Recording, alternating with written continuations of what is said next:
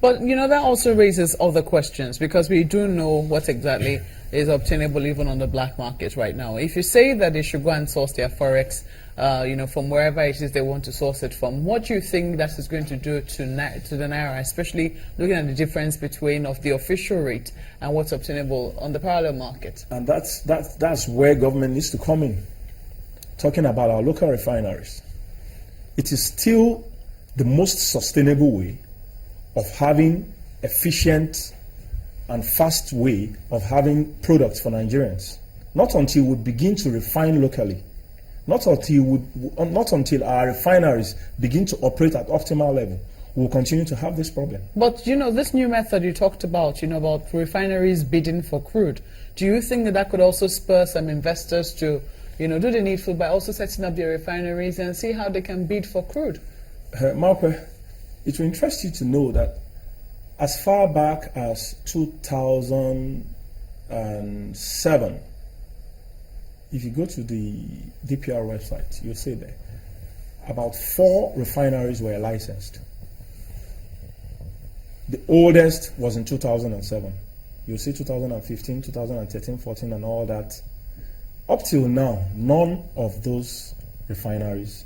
And we've heard the excuses. I mean, we've heard, the sector is not liberalized. There's no way I'm going to set up a refinery when I'm not going to, it doesn't look like you're going to make any profit, as it were. So do you think that this would eventually spur people, or spur the people who have the licenses, if they're not briefcase licensees, to do the needful and see what they can do? Well, it may be difficult to see them do that. And that's why those refineries are not flying.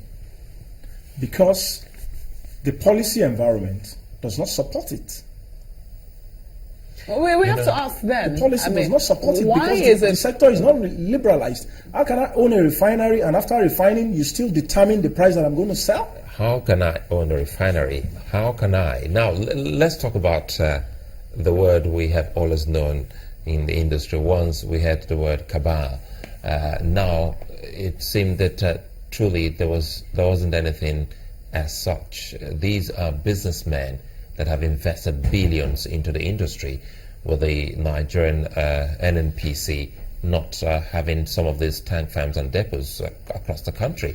So if you say you're ready to flood the nation with petroleum products and you don't have facility to even keep these products and send them across the country, then who is the cabal? The businessman who's been able to invest and get all of this in place, or you who is unready with moribund refineries, moribund tank farms, and even depots? So that's the question people like yourself who have covered this, who have been covering the sector, should be asking now. Do you think that these people who are businessmen out to make profit are in a system that can really give them the desired profit?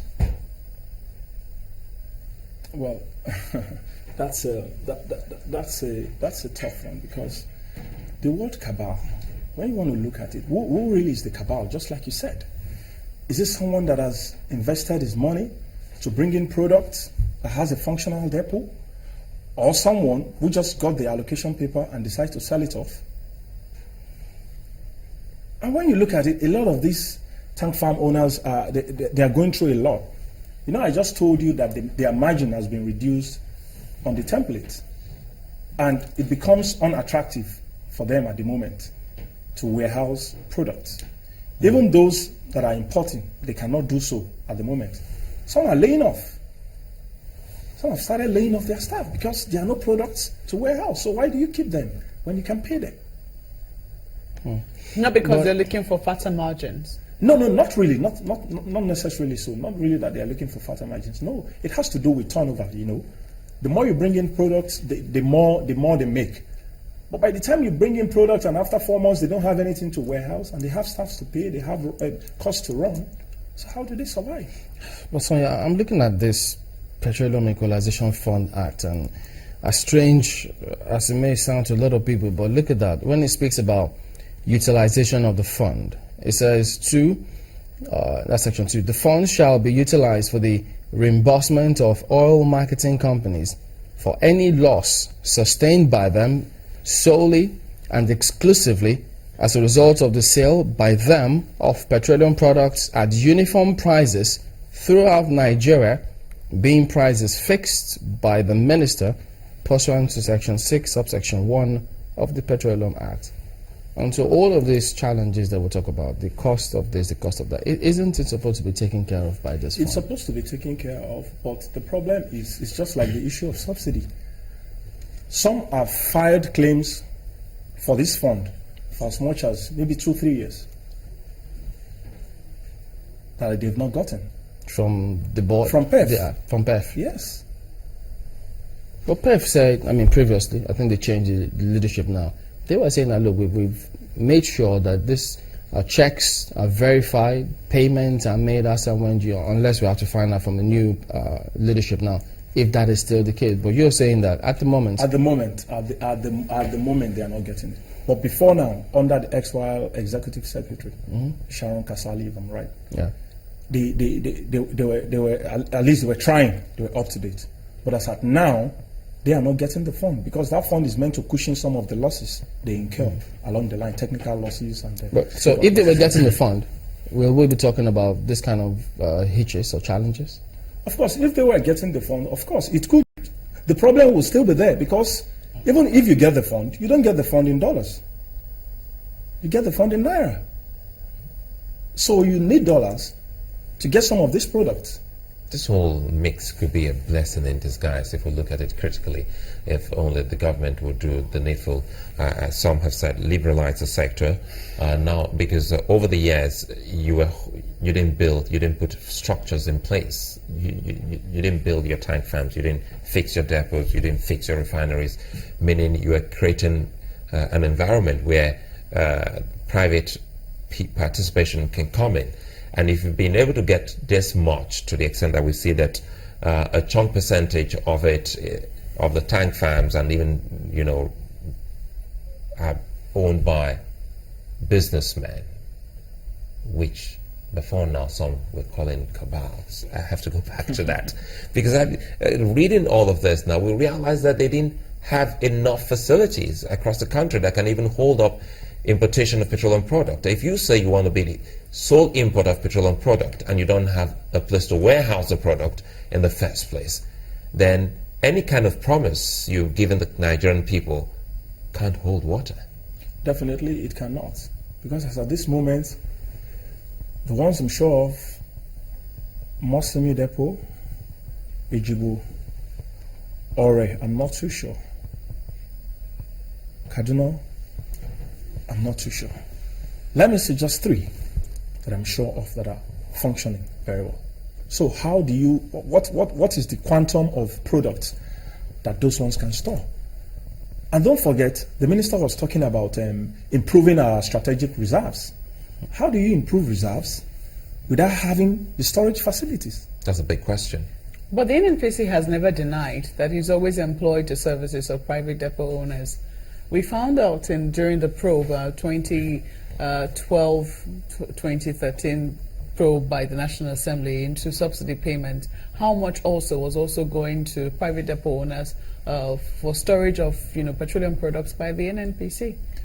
Now the question is, the costs used in paying some of these private depot owners, can some of it be diverted in fixing some of these moribund depots? Depots or refineries? No, the depots. They have their own, the PPMC depots. Can't it? Have we asked that question? Even if they're fixed, what stops them from, giving private depot owners, some leverage as well to be able to store some of the country's Well, there's nothing wrong products? in that, but where are the products to store now at the moment? That's the big question. I think that's where the focus, that's why we're having this conversation, because if there were products, there obviously should not be queues at the filling stations. So do you buy, perhaps, I'm just thinking out, maybe we should play the track of the Minister of State for Petroleum again, and we can, look at some of the things that he said in terms of the plan that they have to ensure that this eases, and what the problem is that you have with that. Well, I don't think I have a problem with some of his plans. They are laudable plans, they're wonderful plans, forward-looking plans. But we are talking about making product available at this moment. These are long-term plans you're talking about. These are long-term plans. Nigerians are suffering. April 7 is not so long term. I mean, that's within 1 week. So perhaps we should listen to that track Can you again. get storage facility in 1 week? That can happen, can it? It can happen. But you know, is liberalization the way forward? Just like I said, I'll continue to say it over and over. That is the way forward. That's Okay. the only way that can get out of Let's get us out backtrack. of this mess. This same message was preached in the last administration about liberalization, and you saw what happened thereafter. What did they get wrong? Now, why are they saying all of a sudden, go ahead, liberalize? It's right now and not right at that time? I didn't get. Can you just? The last government spoke about liberalization. Okay. They wanted to do the same thing, or was it different? But now we're saying, let's go ahead and liberalize. So, what has changed? Why are people buying into the message now?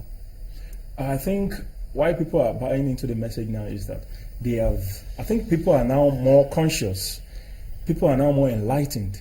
People now see the reasons. You know, Nigerians are not. They are not really keen about the price, as long as the product is available.